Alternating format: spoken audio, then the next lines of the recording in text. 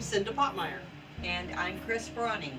And we're here today to film our Multiple Madness quilt class, which is this quilt back here that was made in 2017. And we're going to show you a technique that we were taught by Patricia Harmon, who sadly has passed. We thought that doing the DVD along with the book we've written on how to do multiple madness, we thought a DVD would be helpful for either back home after the class, or if you're never able to come to the shop here, Anything Sews, to take a class. So we're hoping that we can get more people doing multiple madness. Typically, once you start doing multiple madness, it's one of those quilts you get hooked on and you can't wait to do another one. Definitely, as you do the medallions, you can't wait to do another one because you want to see how different the next one happens. Right, because look how different these medallions are, and they all come from the same material, the material around the outside edge. So very different. And this is only 16 of the 21 medallions that were cut and sewn together. So there could have been 5 more different ones than what you're seeing on this particular quilt. And so we're going to start right from the beginning like we do with our class, and that is we're going to show you some fabrics that are good to use for multiple madness and show you some of the reasons why it's good, and we'll show you how we find the repeat, which is one of the first and most important things you need to learn is find the repeat, so you know you can get 12 of those. We have many different fabrics to show you that really work well. This is a lighter color fabric that will work well. You notice it has slightly larger flowers. Even though it has the light background, it will make a very pretty multiple madness. And this particular fabric is more of a medium color.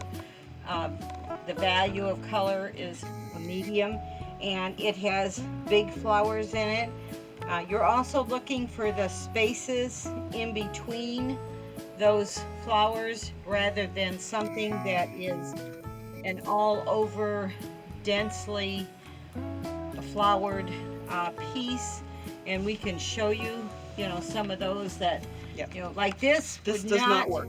Be a good one because there's not enough open spaces in between the flowers. Now you can use smaller flowers, but you need that opening in between. Okay, we also have some dark colors, the blacks with these rich, colorful cats, for instance, and we had some with dogs. This one works really good. Again, you can see you have these big open spaces, lots of color and variation in the cats. These turn out, fabulous. And we're going to take a couple of these over and we're going to show you with the magic mirror. Using that magic mirror will help you see how some of your medallions are going to actually turn out. And we have a couple other dark ones. This one, we have the dark blue with flowers, and again you have larger flowers in a grouping. You have the plain colors in the background. Those are, like I said, that's the type of thing to look for. This is another light one that has opening in it, writing in between. Not lots of color in it, but there's enough color variation. But we've even seen these done with 2 colors, for instance, a black and a white. So if the print is set up as a pattern in a certain way, you may be able to use just a black and white or a red and white, something with just 2 colors. This fabric has little contrast. However, it does work. And the magic mirror, which is this item right here, it has a mirror on both sides. You open it to approximately a 30-degree angle, and you can see in here how one of the wedges might look.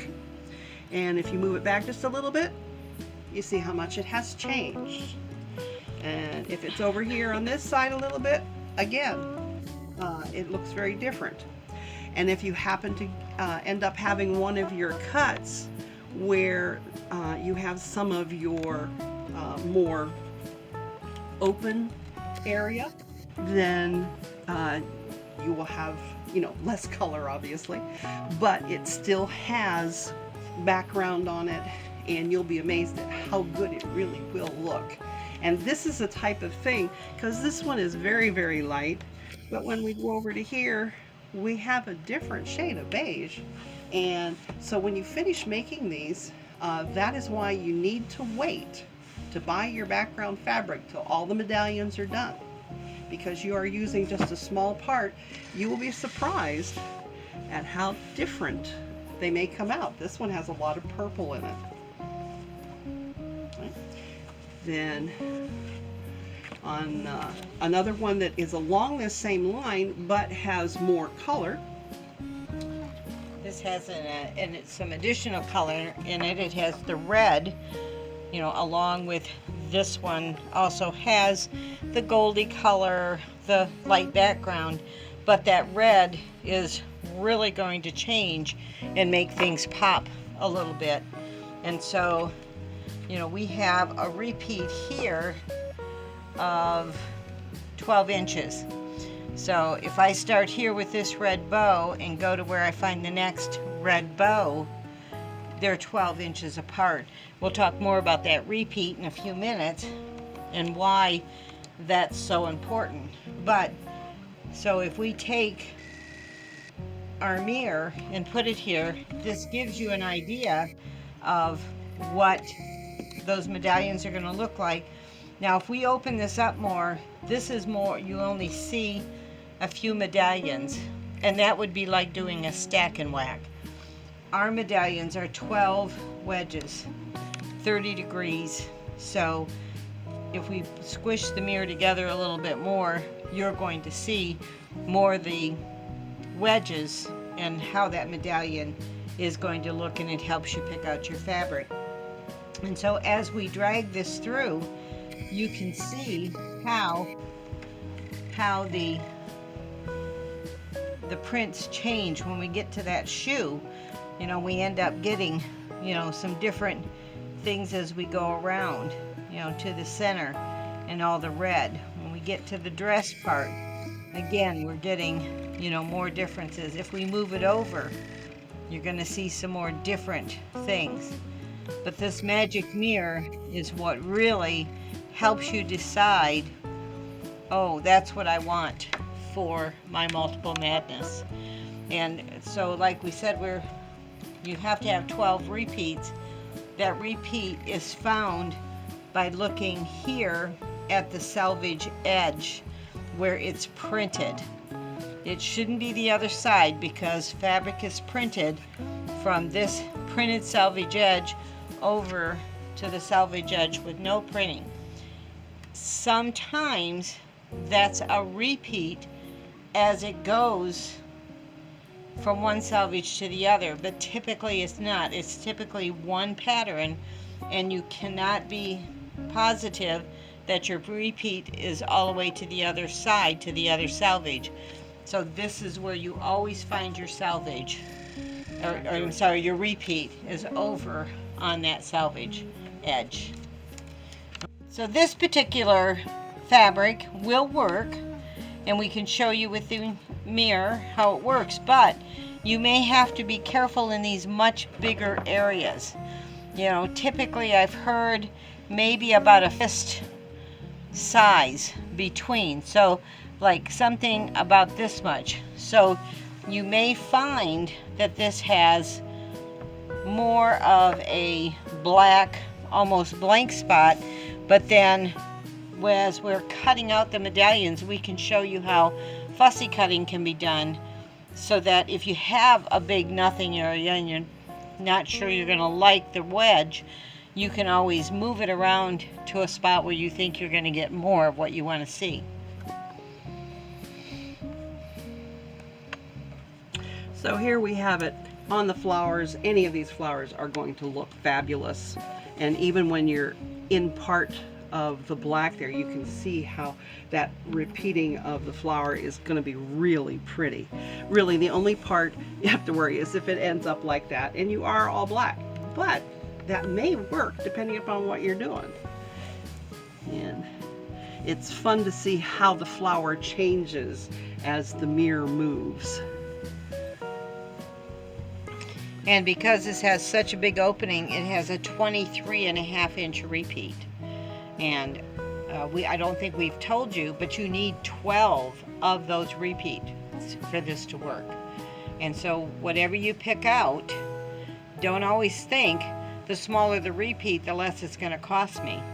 Because we'll tell you why repeats less than 8 inches are not a good idea, because you're still going to have to buy 3 to 4 times as much fabric depending on how many medallions you want to make. Okay, so this is a border fabric, and most border fabrics will work. Again, good idea to use the magic mirror to see what it's going to look like. And the cool thing about the border fabric is that you can come down across the stripes and see how things become different. And it's cool to see how this stripe ends up going all the way around your edge. And so again, that's something, if you wanted to fussy cut that, you could. And then coming across the bulbs, and then as you get down here to the other edge of the border, you'll see how different this one is, you know, compared to the other one.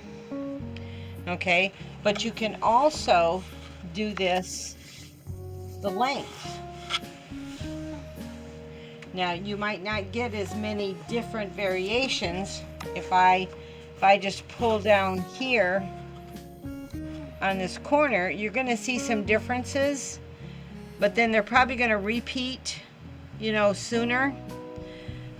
If you pull it down in between the two stripes, you might actually get more. But when you're auditioning this with your magic mirror, you can make the decision, I like the colors, I like the fabric, and which way did you like the magic mirror? Because then you would take that into consideration when you cut your fabric. Which way are your medallions, you know, the wedge going to lay on here to cut out your medallions to see what finished product you're going to get. Okay, here are two. They're very pretty material, but for Multiple Madness, probably is not a good choice. As you can see, this one does have smaller openings, small flowers, a lot of different colors, but as I move this down, you will see that although the designs change, there's not a lot of change. Now, if you think you might like that, that's perfectly fine. You know, it's what you want. But for a very first one, this would not be recommended because it's so much more fun to see a lot of difference. This one, virtually no change at all as you're coming down here and looking at the different medallions and wedges that you would have.